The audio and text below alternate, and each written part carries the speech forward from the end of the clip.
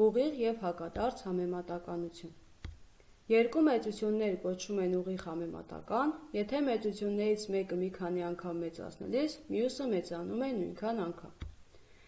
Օրինակ, ենթադրենք մեկ տետրը արժի 100 դրամ։ Այդ դեպքում երկու տետրը կարժենա 200 դրամ, 3 տետրը 300 դրամ և այլն։ Կազմենք համապատասխան աղյուսակը։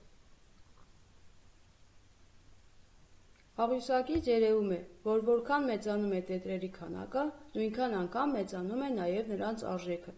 Դա նշանակում է, որ տետրերի արժեքը ուղիղ համեմատական է քանակին։ Հակադարձ համեմատականություն։ Երկու մեծություններ կոչվում են հակադարձ համեմատական, եթե մեծություններից մեկը մի քանի անգամ մեծացնելիս, մյուսը նույնքան անգամ փոքրանում է։ Ենթադրենք մեքենան պետք է հավասարաչափ շարժվելով անցնի 600 կմ։ Եթե նա շարժվի 60 կմ/ժ արագությամբ, ապա ճանապարհը կանցնի 10 ժամում,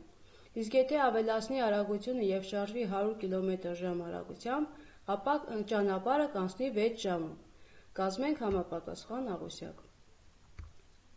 Աղյուսակից երևում է, որ արագությունը երկու անգամ մեծացնելիս, ժամանակը երկու անգամ պակասում է։